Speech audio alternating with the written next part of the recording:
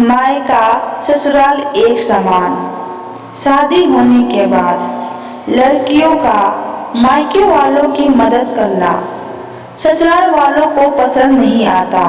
शादी होने के बाद लड़की को ससुराल और मायका दोनों परिवार का और जिम्मेदारियों का विचार करना पड़ता है।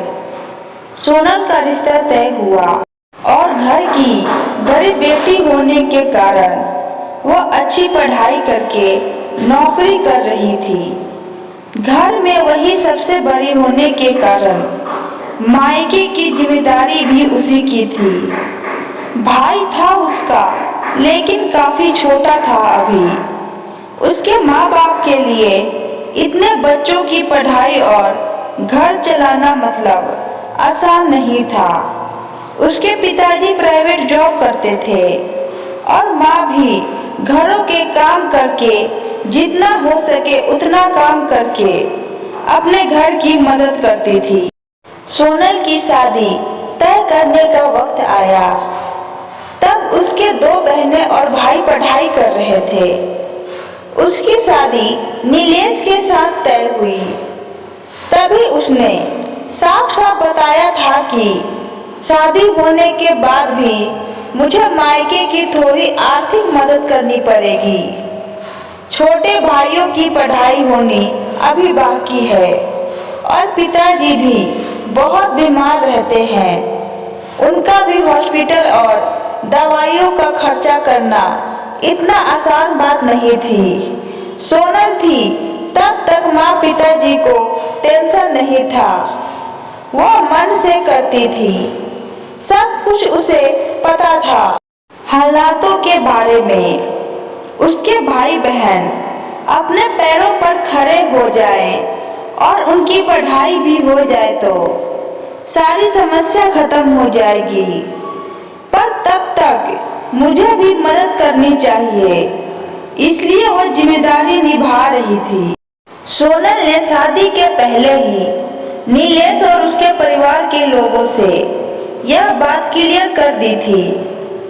तभी ससुराल वालों ने बोला कि हमें कोई एतराज नहीं है, तुम नौकरी करती हो और उसे तुम अपने मायके वालों की मदद कर सकती हो।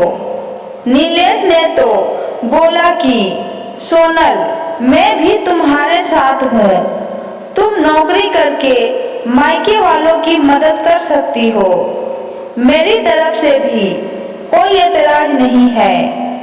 कभी लगे तो मैं भी तुम्हारे भाइयों को और मायके वालों की मदद करूंगा।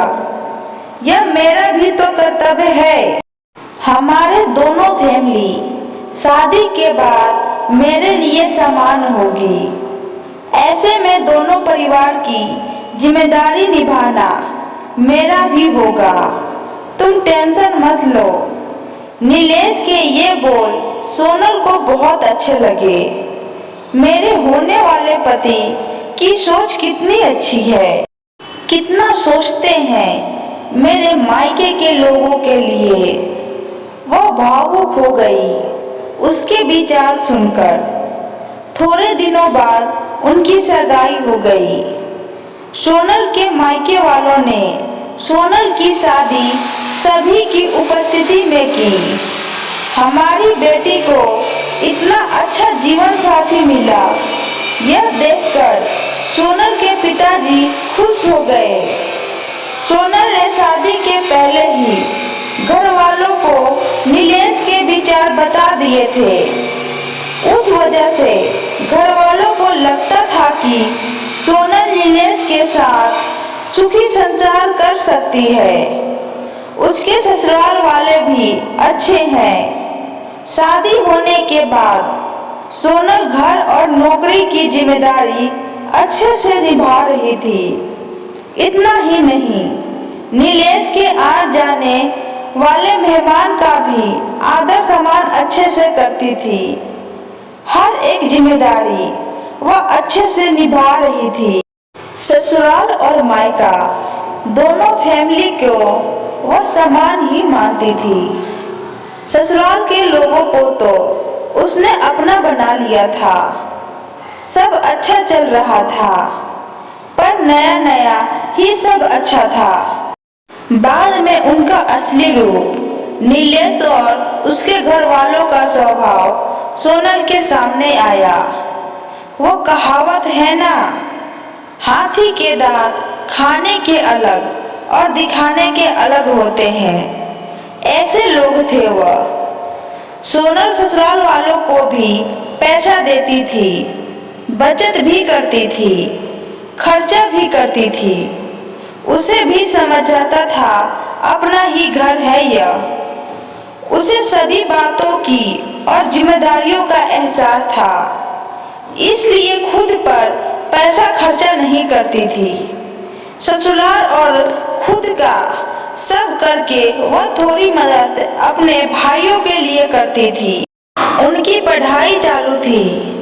पढ़ाई मतलब थोड़े पैसे तो चाहिए ही ना।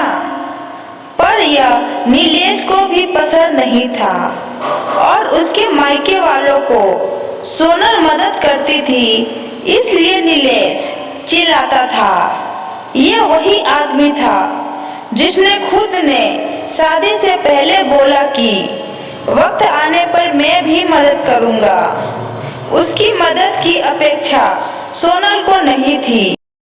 उसने उसको कभी वैसा बोला ही नहीं, पैसा भी नहीं मांगी। उल्टा उसके ससुराल वाले बोलते थे। तभी सोनल की माँ बोली, सोनल तुम्हारी भी गिरफ्ती है, तुम्हारे पास से पैसा मांगने के लिए अच्छा नहीं लगता।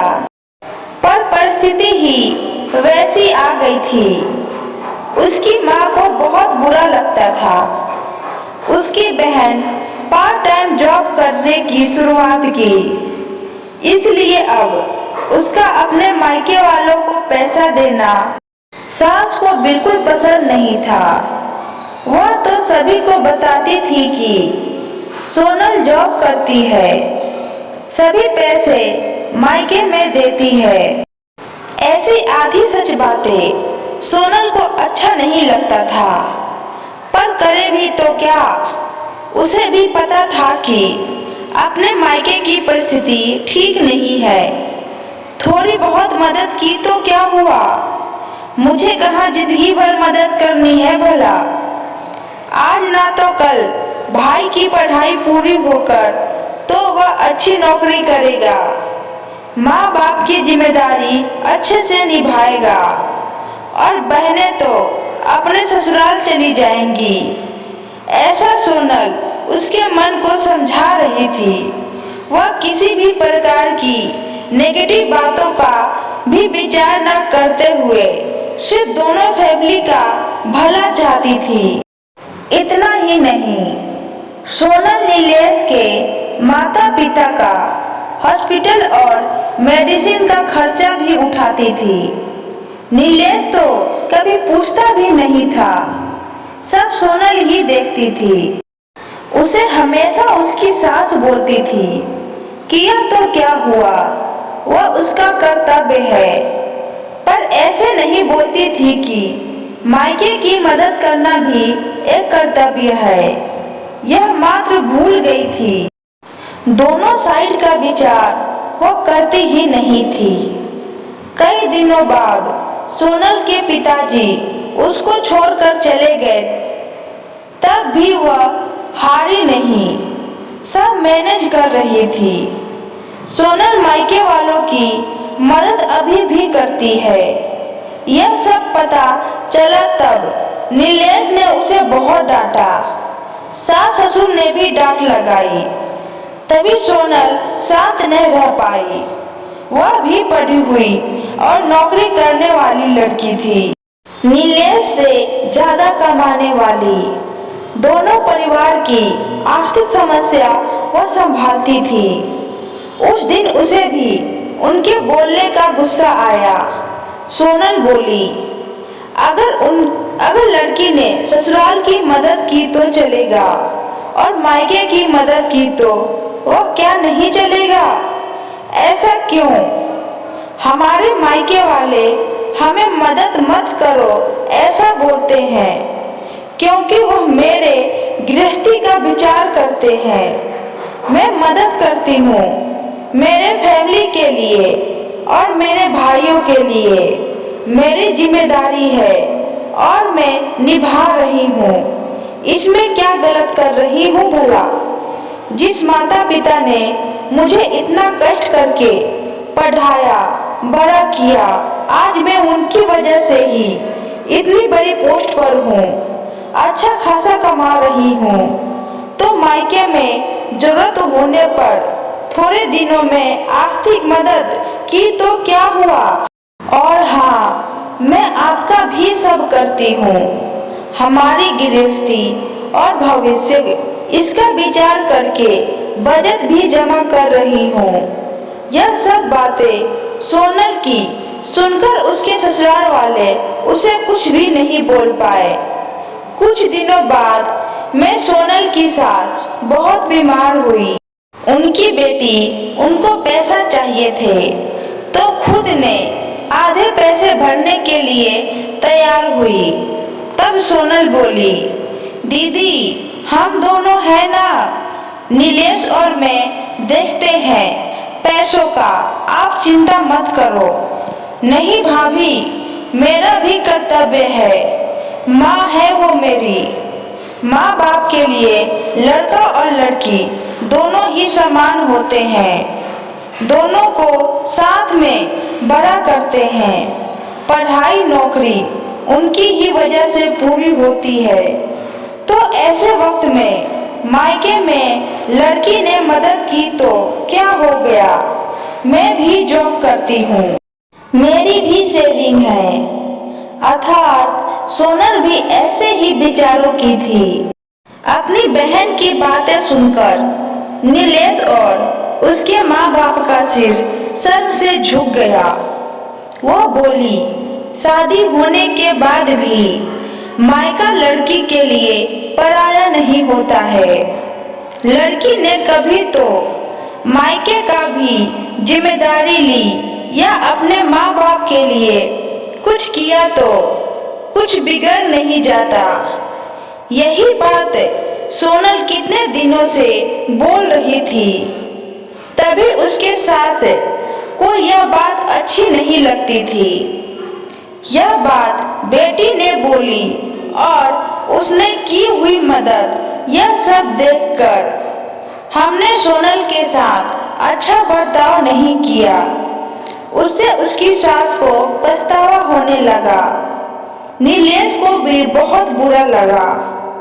दोनों ने सोनल से माफी मांगी क्योंकि उनको भी समझ में आ गया कि शादी होने के बाद भी लड़की की मायके की जिम्मेदारी, कर्तव्य भूल नहीं जाता। वह खुद के पैर पर खड़ी होगी, नौकरी कर रही होगी और मायके की परिस्थिति अच्छी नहीं होगी। मायके में भी कभी भी मदद की जरूरत होगी तो मदद देनी चाहिए। ऐसे वक्त लड़की ने मदद करना या उसका कर्तव्य होता है। उसके लिए दोनों परिवार समान होते हैं। इन सब में सिर्फ उसको ससुराल वालों समझ के उसका साथ देना चाहिए, यही उनकी अपेक्षा रहती है। शादी हो गई इसलिए मायका उसके लिए महत्व का नहीं, ऐसा भी नहीं है ना। लड़की की ससुराल के प्रति जिम्मेदारी होती है, वैसे ही मायके के प्रति जिम्मेदारी भी होती है। दोस्तों, मायका और ससुराल एक समान होता है। इस कहानी से आपकी क्या राय है, कमेंट में बताएं। आशा करती हूँ आज की कहानी आपको पसंद आई होगी। वीडियो अच्छी लगे तो वीडियो को लाइक करें। चैनल पे नए हैं तो चैनल को सब्सक्राइब करें। Thank you.